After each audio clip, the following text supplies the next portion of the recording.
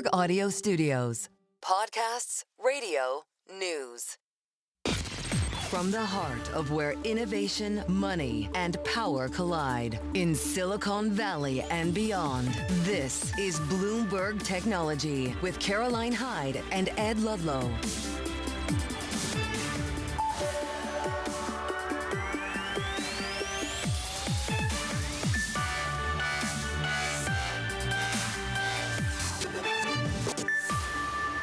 Live from New York and San Francisco, this is Bloomberg Technology. Coming up, Salesforce will acquire Informatica for $8 billion, one of the biggest ever deals for the company for the next phase of AI-driven growth.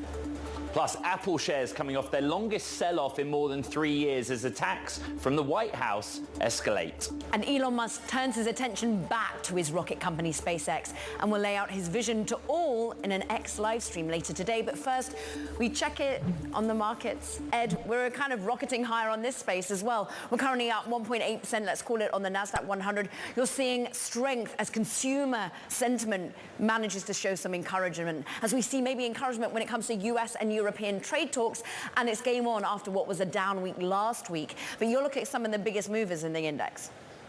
Yeah, we have a deal, and that deal is between Salesforce and the cloud data management platform Informatica. $8 billion deal, as you said, $25 per share going to Informatica, and Salesforce saying that they're going to use a combination of cash and some debt to finance the deal. But this is kind of interesting. It's a second bite of the apple. Informatica now $23.80 in the session. Confirmation of earlier Bloomberg reporting. A lot more to learn about what happened, not just in the last few days, but in the last year. Exactly. And let's get to someone who helped break the scoop on Friday, Liana Baker. It was a Friday story when it comes to this round of M&A, but of course, Salesforce had eyed Informatica a year ago.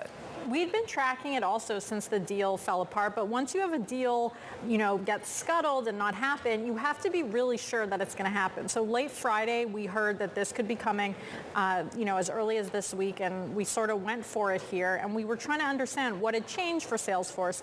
Well, for sure, what's changed is that they're paying $2 billion less than they were a year ago, so they definitely look smart in that respect. Right, a year ago, what changed for Informatica is its shares were above $30 a year ago, and when we broke the story Friday, I think it was somewhere around $20 or so. How Salesforce is funding this, the sort of mechanics of the deal, Salesforce's history of M&A, how much of this was surprising to the team? So Salesforce is sort of a juggernaut in M&A. They came in the crosshairs of activist investors a few years ago. Both of you covered that really closely, where Benioff's acquisition strategy was under the spotlight. So he sort of took a breather for a few years, and here he's back in a big way with this $8 billion acquisition. You might recall in the fall, we broke another story. Salesforce bought Own, which is a smaller deal at $1.9 billion. So Salesforce still has been doing deals, but this is the largest in a while. Historically, Slack was larger, and they also did Tableau software many years ago. So this is a company that just loves inorganic growth, and it's back on track in terms of getting those deals done. I mean, they also bought MuleSoft, which, of course, actually competes with Informatica. So how is the regulatory process going to look? So analysts are watching this overlap between the companies. It'll definitely be a test to see how Salesforce and Mark Benioff are maybe viewed under this administration. So we'll be tracking that closely. But for what we understand, they got this deal done. It didn't stop them from getting it announced, and we'll see what comes next.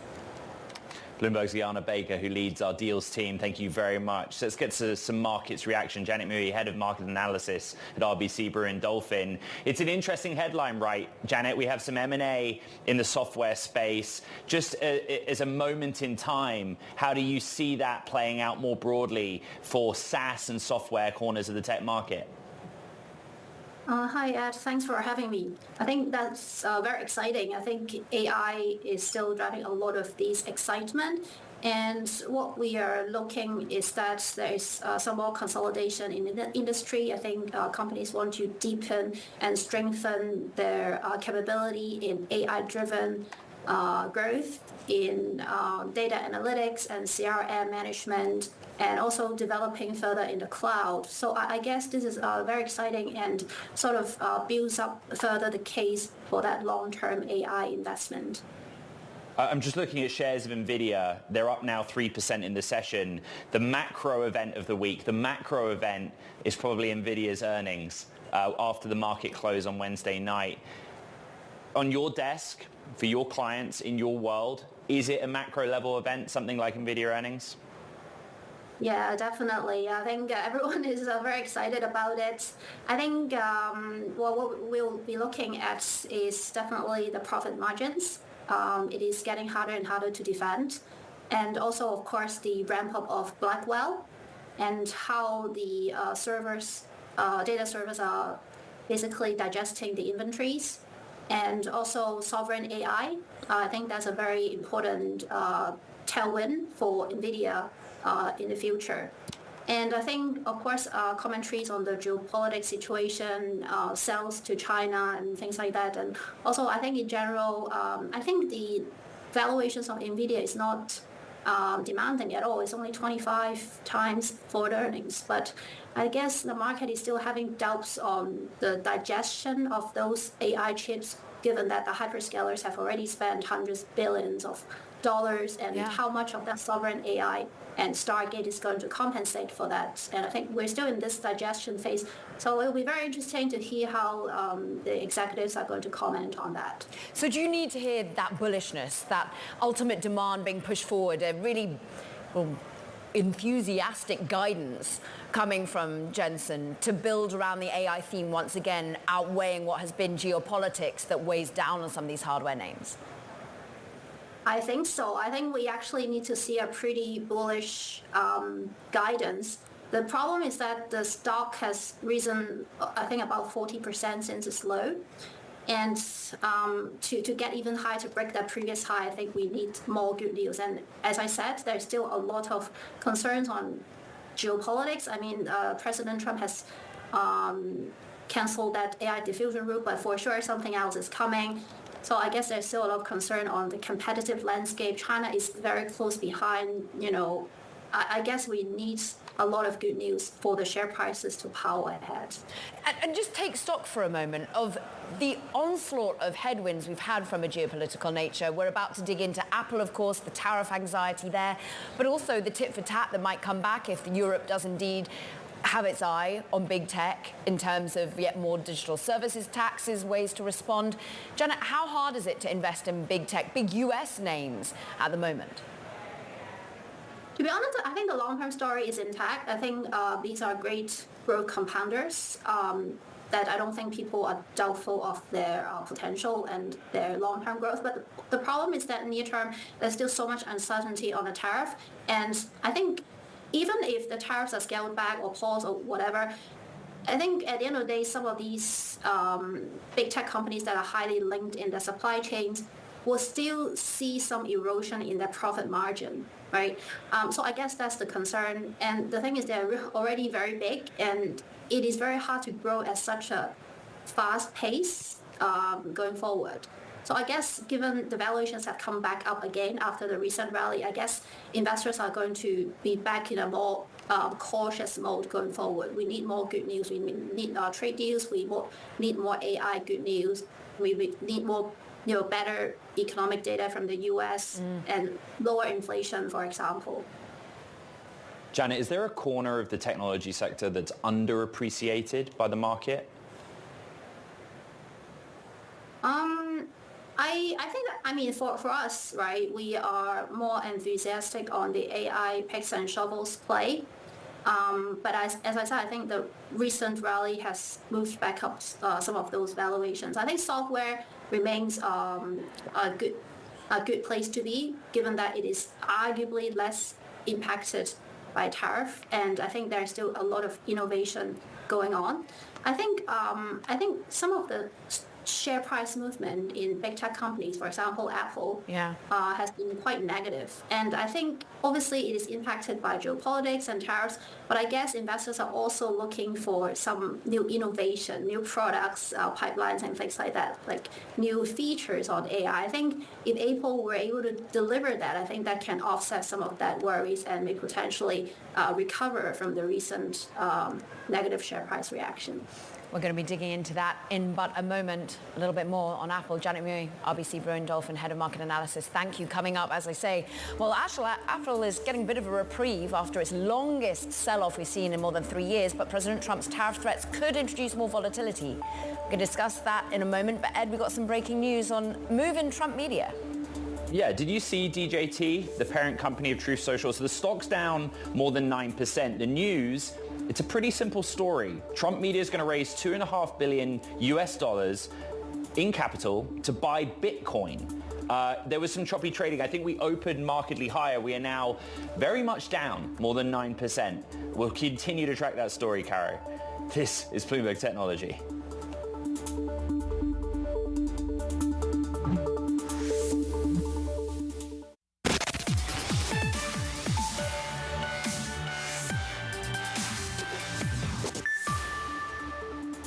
Take a look at shares of Apple, the tech giant finally in the green after 8 straight days of losses. Still, Apple remains the Mag 7's worst performing stock in 2025, having fallen 21% so far year to date. Bloomberg's Ryan Flaselica writes today, the iPhone maker faces still more pain, and he joins us now. Ryan, where is that pain coming from the stock's perspective?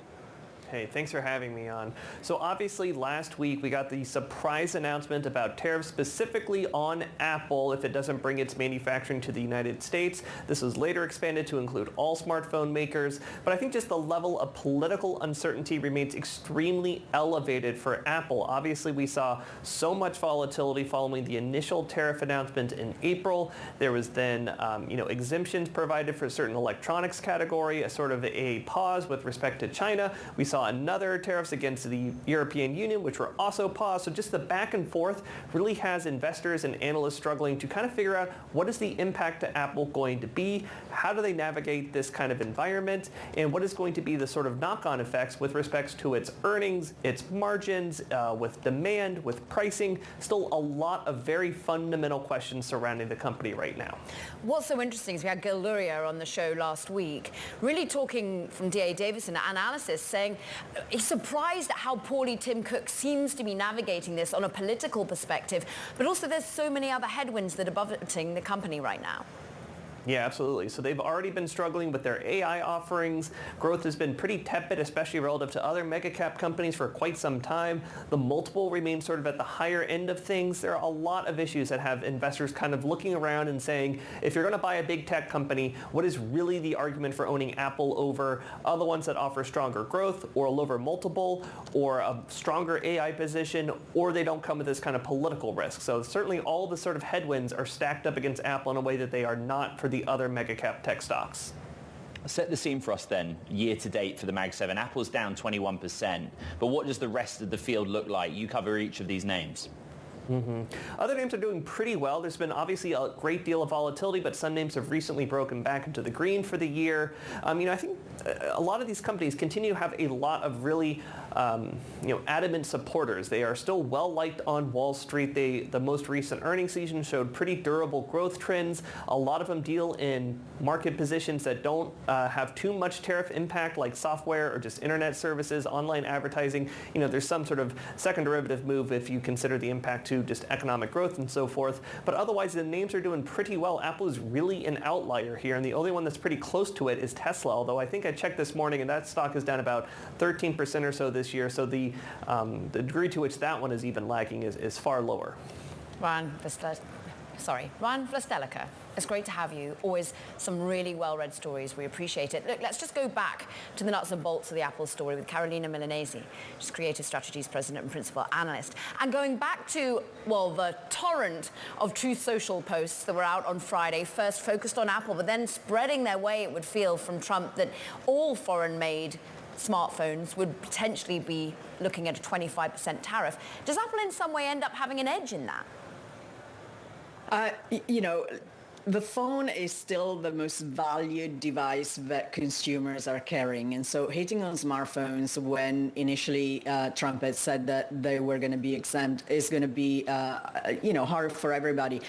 If you're looking at the US market, Samsung and Apple are dominating the market. And so having tariffs applied to Samsung as well, who will have limited availability to make devices here in the US, is going to be hard.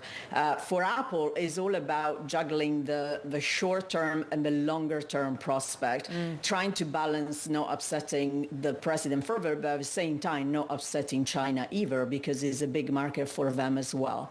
And India, where they've been shifting manufacturing. Carolina, what does Tim Cook do to satisfy all players right now?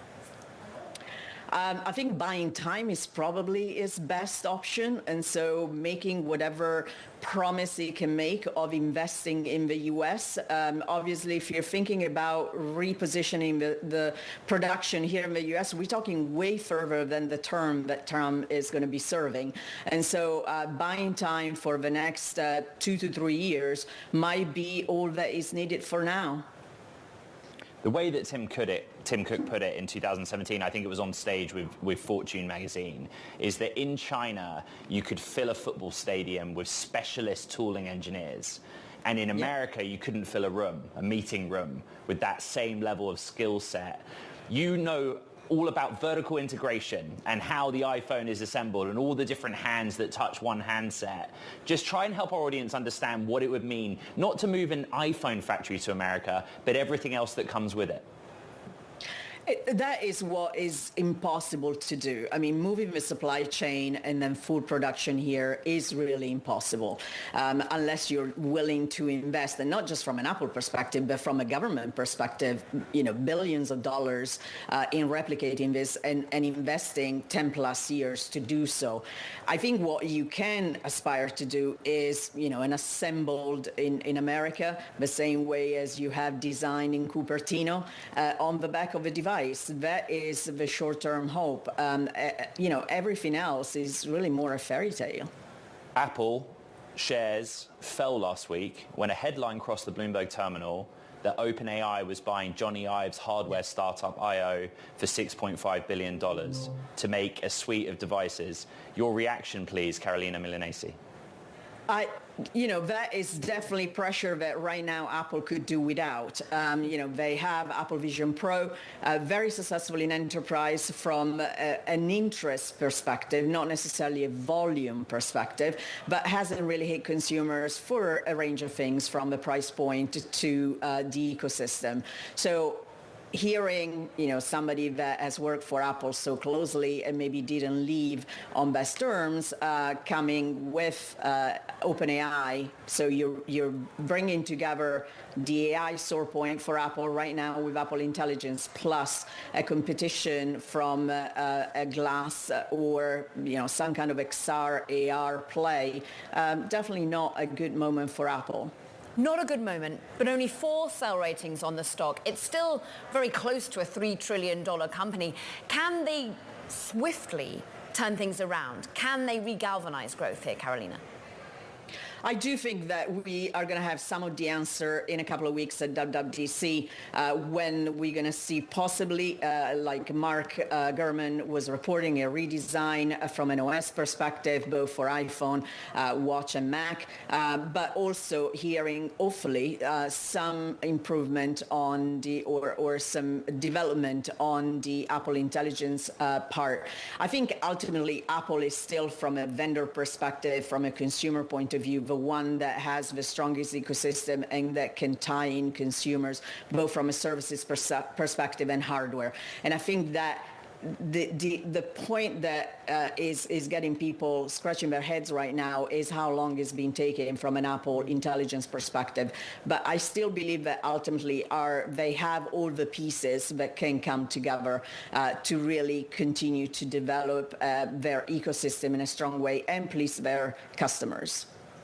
Carolina Milanesi of Creative Strategies. Great to have you back here on Bloomberg Technology. Thank you. Now, coming up, Mark Zuckerberg's effort to get close with President Trump have given him direct access to the White House. But what's that actually done for his company? We have more on that next. This is Bloomberg Technology.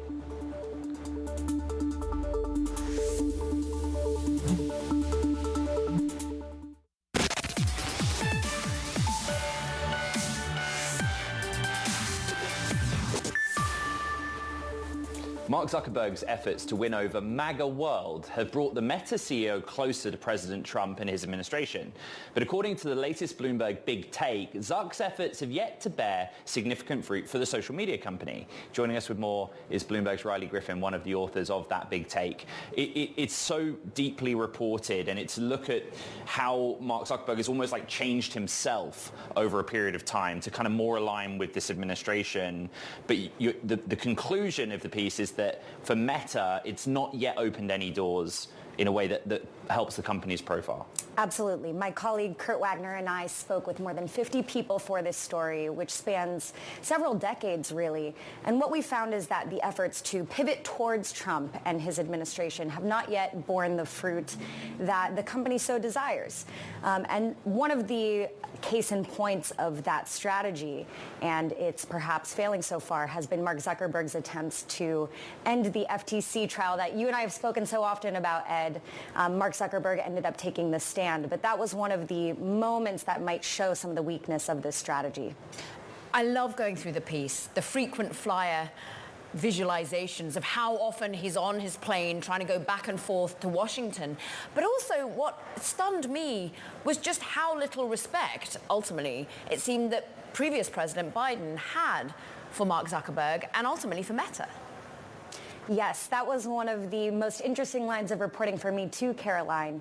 What we found was that the Biden administration did not have a productive relationship with Meta over years, and that President Biden himself, even dating back to when he was a vice president, was incredibly skeptical of the social media giant and Mark Zuckerberg personally.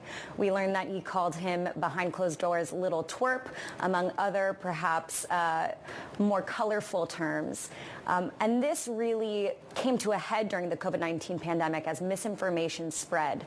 There was that notable moment where President Joe Biden called Meta, said Meta was killing people as it was spreading misinformation online. Hey, real quick, how's morale inside Meta right now? You learn very quickly in Silicon Valley that a company's figurehead doesn't necessarily reflect its workforce. Yeah, well, Meta is full of tens of thousands of employees, so obviously there's a wide range. But what we've found is that a lot of employees are really discontent with this approach. They're holding secret book clubs to talk about Sarah Wynne Williams' memoir, Careless People. They are having wellness checks. Right. Many folks have believed that Meta had done layoffs in an effort to quell dissent. The company obviously denies that claim, but it's sour inside the company. Bloomberg's Riley Griffin. It's a very long piece. I urge you to go and read it. Some deep dives there. Coming up, cutting the cost of satellite manufacturing. Why Founders Fund is doubling down on demand in the space sector with its latest investment in Endurosat. This is Bloomberg Technology.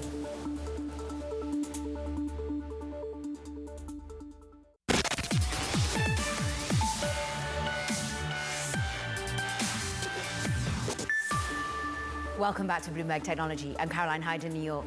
And I'm Ed Ludlow in San Francisco. Some momentum in the markets, Cara. Certainly is when it comes to stocks, Ed. Just check out what's happening on the NASDAQ. Best day since about mid-May. We are higher by the tune of 2%. In fact, only 4 stocks of this major benchmark are actually in the red. What's the moon music about? It's about macro. It's about consumer sentiment looking better. It's about the bond market looking a little bit calmer. It's about, of course, that key macro event that is Nvidia's numbers coming as soon as tomorrow. But I'm also looking at Bitcoin actually not catching that upward draft. It's interesting, 109,000. Look, we still need those all-time highs, but it's notable that we haven't followed stocks higher. Move on and though, have a look at what equities are doing in response to a Bitcoin play. Everyone wants to be Michael Saylor nowadays. The strategy being borne out with Trump. The DJT ticker, as it's known, Trump Media, they're going to be selling stock to buy Bitcoin. It sends it lower by 11% at the moment. But I'm looking at PDD, woeful, the worst performer in the NASDAQ 100. This is, of course, the owner of Temu.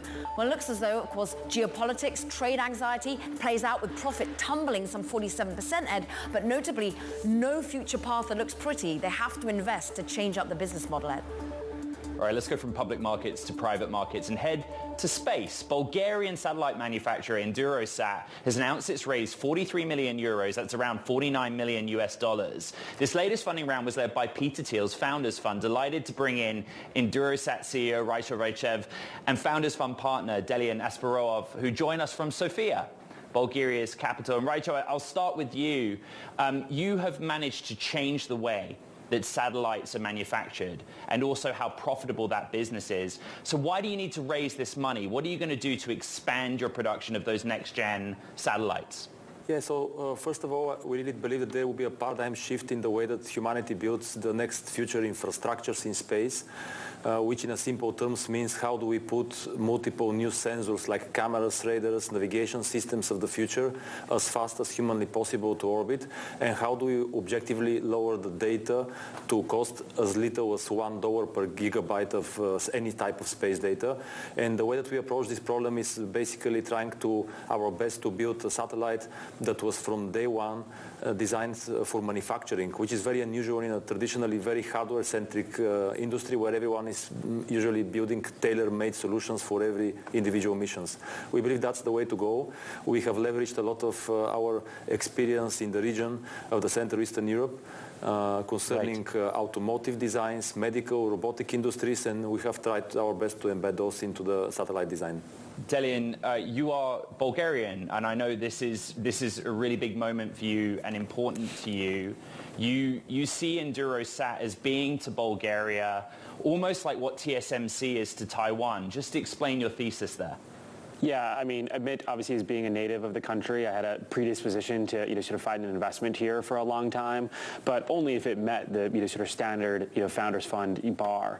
And as you know, Ed, we've been a big investor in a ton of the leading aerospace companies. Everything obviously from behemoths like SpaceX, where we were early and consistent backer, but also in some of the next generation sort of companies that are coming up. Impulse, led by Tom Mueller, Varda, the company that I incubated, Hadrian, focused on automated CNC manufacturing. But one of the core theses that we wanted to sort of focus on as we see this sort of explosion in the industry was somebody that was focused on mass manufacturing of satellites, but in a way that more closely resembles, you were talking about Apple early on in the show, something that looks more like a consumer electronics Apple manufacturing line than how the vast majority of satellites, even Starlink satellites, are assembled today, which is very tailored, one-off, super custom made. If you look at the sort of average American satellite in terms of its overlap with the automotive, consumer electronics, or medical industries, there's very little. And so for a long time, I'd kind of given up on the thesis of actually being able to invest in somebody in this category. The thesis was always find somebody that's like the sort of Dell for satellites. But I'd been catching up with Raicho at EnduroSat for several years, and he had very little funding to get going on the company, and so he had to use some of these more consumer electronics, automotive supply chains to build up his satellites, and steadily made them bigger and bigger. Revenues got bigger and bigger to the point where in Q4 of last year, even though I had always had this sort of, negative bias towards Bulgaria, because I was like, God, if I tell Peter that he hired a Bulgarian and he wants to invest in a Bulgarian company, he's going to kick me out of the room, obviously. He's going to say, Dell, you're crazy. But at some point, the numbers, the quality of the technology, the culture of the team, the fact that they've, invested into the local university programs to start to train their own next generation talent, that's what I mean when I talk about, sort of the TSMC of Bulgaria, where it's both this national jewel in this very technologically, sort of forward sector, but deeply integrated in the society to the point where, if you're a 15-year-old Bulgarian, sort of physicist or computer engineer or mechanical engineer, all you can dream of is the day that you graduate university and getting to go work for Raicho. So Raicho, we hear about the thesis. We know that the revenues are climbing, but how can you be like Apple in terms of profitability, in terms of margin? How profitable are you?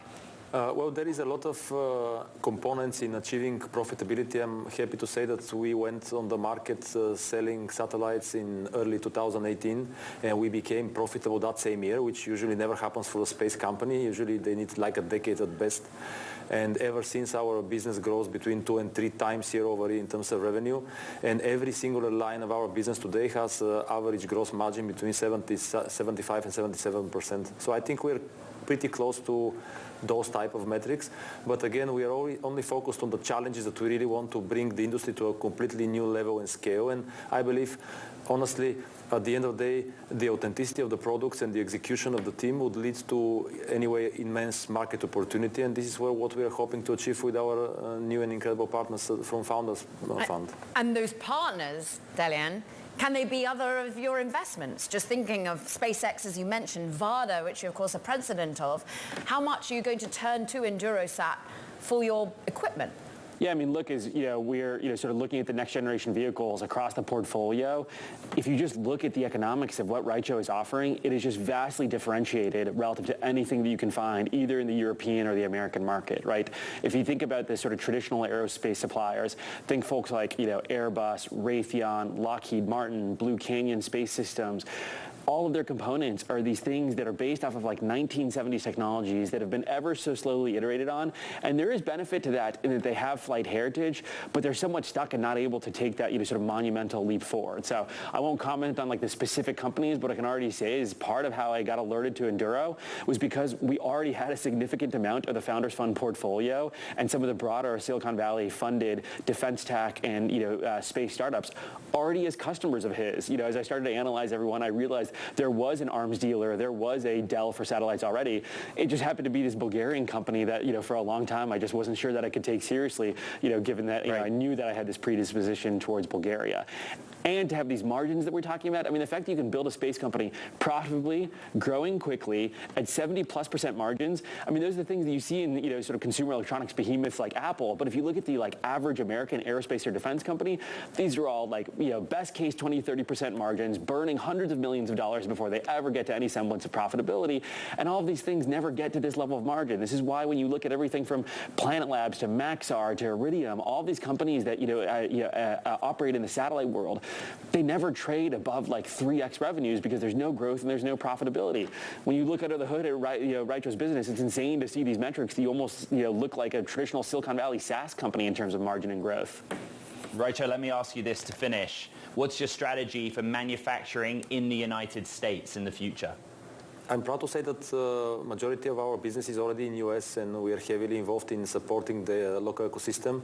We have quite advanced team in Denver already. We are assembling and operating satellites for our US customer base from US. So I really consider that there is no such dramatic difference between what we do in Bulgaria and in Europe and generally and what we are planning to even expand further in US. Just to give you the context, we have already invested significant amounts, millions, just starting last year, way before there was this tension that arrived between the two continents, and I think this tension will be very healthy for our business. I mean, we need to learn how to do local stuff better than anyone else. We need to empower the local ecosystem, and I think we also bring the knowledge and the know-how and a little bit of innovation that will be very healthy for the US market in general. Raicho Raichev, CEO of Endurosat, Delian Asparov, partner at Founders Fund. We appreciate your time. Thank you both from Sofia, Bulgaria. Coming up, a new company started by the founder of quantum computing firm Rigetti. It aims to use quantum to address cost and energy bottlenecks in scaling AI. That's next. This is Bloomberg Technology.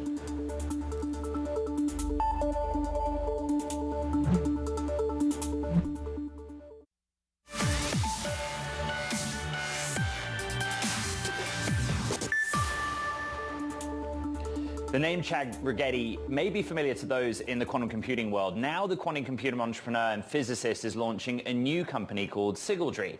It aims to use quantum to address cost and energy bottlenecks that are associated with AI. Delighted to say Chad Rigetti joins us now.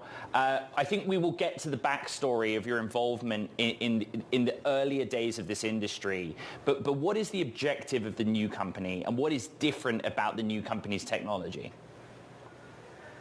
Hi, great to be here today. Sigildry is building quantum-accelerated AI servers to exponentially speed up training and inference for these large models. As you've heard about, there's growing energy requirements, power requirements that are very challenging to meet, and there's growing costs for training new models. And ultimately, quantum can provide a solution to that with these exponential speed-ups. And in the last few years, there's been new algorithms developed that can exponentially speed up things like stochastic gradient descent or low-rank adaptation that are critical for training and inference in large models and really bringing about the accessibility, affordability, and sustainability of true widespread adoption of AI. We were recently at Nvidia GTC's Quantum Day. We did a special show where many sort of the leaders in this field joined us. And kind of what struck me is they all sat there on stage with Nvidia CEO Jensen Huang is how many companies are working on this, how many publicly traded companies. And I give you that preamble to ask, why do we need a new company focused on this task? Why can the technology been developed by all these others, including the namesake company you founded, not crack it themselves? It's a great question, and I've thought about that as well. And ultimately, that led me to starting Sigildry with my co-founder, Idalia Friedson, who also worked with me at Rigetti and helped take the company public in 2022. Ultimately, all of these companies that are out there today are making tremendous progress. There's been tremendous advancement just in the last 3 years alone. New qubit types like neutral atoms and photonics have advanced as much or even more than superconducting qubits have. And ultimately, what we see is an opportunity to combine these different modalities within a single fault-tolerant architecture. And we thought about, and then on the flip side of that, to take a laser focus on accelerating these compute challenges in AI. Ultimately, over the past 2 or 3 years, AI has become so useful and so widely used that it's redefined, it's basically created a new abstraction layer for computing hardware. And with that, computer hardware itself needs to evolve and change. If you look at the quantum computing companies that are out there right now, even the public ones, and the one that I built in Rigetti Computing, all of those roadmaps, their plans for 5-10 years out were locked in before AI became the dominant compute paradigm. And so today we see an opportunity to bring a new architecture that is specifically focused on accelerating training and inference, on lowering the cost and energy requirements, and also at combining different qubit modalities, because all the companies today also are siloed with respect to their technology choices, which again were made before AI became the dominant paradigm. So we're bringing multiple different qubit types together within a single fault-tolerant architecture explicitly built for AI. Chad, do you need more money to do this? Because at the moment you're backed by Y Combinator. I'm sure you've got some money made on your previous company, but how much do you need outside investment? Well, of course, this is deep technology in the end, and the size of this market, if you can crack this, when quantum really comes online and starts to impact AI training and inference costs, it's going to be $1 trillion market. And we see this as completely inevitable. Ultimately, nature itself runs on quantum mechanics. In the most information-rich environments at the lowest level of nature, we use quantum mechanics to process that information. And quantum reflects that, mirrors that reality, and ultimately is a more efficient way of computing long term. So we're going to use this in conjunction with GPUs, in conjunction with large-scale classical infrastructure. It's an enormous opportunity. And ultimately, we believe that when our multi-modality quantum architecture comes online, that is not, other single modality architectures aren't ultimately going to be able to compete with it. Yeah. We will absolutely need to raise additional capital going forward. The company's just getting going. We're launching and publicly announcing the company today. So we're in the early stages, but we're really excited. Our team is growing very fast, and we're very excited about what the next few years holds. Chad, to be personal about it, how has Rigetti responded? It bears your name. I'm sure it's a help in many ways for you because your name is still so legendary within quantum, but how did they respond when they're also teaming up with Quanta in Taiwan, which is a server maker, and looking at the adoption of quantum there? Yeah, well, ultimately, you need to ask Subodh and the team there. I think with respect to the progress towards AI, these are deep architectural choices that need to be made early on in establishing your hardware roadmap and your company vision and plan. You need the DNA. You need to be, early on in the organization, and once those things get locked in, there are forces that make it very challenging to adjust that vision, to adjust those roadmaps, because it relates to all of your partnerships, it relates to your talent base, relates to how you think and talk about the technology internally in your culture. So ultimately, we think being started from the very get-go, focused on AI as the singular killer application for quantum technologies, getting the right team together very early on and developing an architecture, leveraging multiple different qubit types that are needed to ultimately reach the combination of cost, speed, and scale to unlock these AI applications is the winning approach to this. Chad, it's great speaking with you. Chad Rigetti, his new company, Sigildry. We appreciate you joining. Shares of China's BYD, they extended losses for the second day in its Hong Kong trading. They're down here in depository receipts as well. This after the electric car maker announced sweeping price cuts of up to 34% on some of its vehicles. That's as competition at home intensifies for the sector. Bloomberg's David Welch joins us now. How fierce is the price competition in China, David? It's the one market where you really have price competition is in the Chinese market, because the domestic players they so dominate their home market, and there are very few imports into the market, that tariffs aren't really wreaking havoc on it the way it is in other parts of the world. So you don't have companies looking to raise prices to deal with tariffs. They're all domestic anyways, and they get all of their parts, batteries, everything domestically. So they don't have that kind of pressure. The pressure is still there, as it has been for a few years, to lower prices and gain market share, probably try to get some of the foreign players out of the market. That's been going on for a long time. That's why General Motors and Volkswagen have struggled. That's why Tesla is struggling. And I think you have companies like BYD and Xiaomi who have they've had a lot of growth. They want to keep it going, so they're going to keep slashing prices too to gain that market share. You mentioned Tesla. The other battleground that we compare Tesla to BYD on is Europe, and the data over the holiday weekend in the US was that Tesla is suffering in Europe because of the political backlash of Elon Musk. There's also BYD doing well there. That's right. The Chinese automakers have done very well to gain a lot of ground there. And Tesla's got a lot of problems in that market. I think Europeans, particularly with this new round of tariffs, 50% being announced by Trump, Elon Musk being close to Trump, I think that's going to continue to hurt the brand. It's going to continue to kind of put a shadow over Tesla in the market. They've also got stale product. The Europeans have a lot of EVs now. Chinese competition is there, even though that's getting hit with some tariffs. But it's not good for Tesla in that market, and I think only fresh product would help them out. Even if Elon were to say tomorrow he's quitting Doge and going back to running Tesla, that doesn't really change what's happened with his brand in terms of the politics with some American buyers and with a bunch of European buyers. So that trouble's going to stick around for a while, I think. Bloomberg's David Welch in Detroit. Thank you very much. Stick with Elon Musk. He's set to address his SpaceX workforce today. Among the discussions will be his long-term goal for the company of sending humans to Mars. All this ahead of a scheduled test flight of the company's Starship rocket, 6:30 p.m. local time. Bloomberg's Lauren Grush is here. Set the scene. You and I used to attend these kind of Elon big picture, Starbase moments in person. What are we expecting him to talk about? Yeah, I would say I would expect probably some of the same hits that he normally does. He gives these Starship and Mars updates about once a year or so. But, every time he does give one of these discussions, he gives a few new tweaks. Maybe there's some new timelines, some new changes, new upgrades to the hardware for Starship or to the plan. So, I think we'll be listening for some of the same old phrases. Preserving the light of consciousness is a big one, but also looking forward to some maybe updates on timelines and what we might expect in the year ahead for certain milestones that they need to achieve. Well, big day for Starship. How are we bracing ourselves? Because the last two tests have ended in an explosion. I would say the stakes for this flight are particularly high because of those explosions you mentioned. The last two flights did not end well. Both ended in debris streaming over the sky, over the Gulf. And so hopefully they have fixed the problems from those two flights. SpaceX did provide an update saying they know the causes for both of those explosions, that they were actually distinctly different in terms of what caused them, and that they have provided the appropriate design and hardware fixes. Right. So we'll see if that holds. I think we'll all be holding our breath at about the 8-minute mark, which was when both of those flights terminated early. Lauren, we just have 20 seconds, but remind us the ultimate goal, which is getting humans to Mars, and how Starship fits.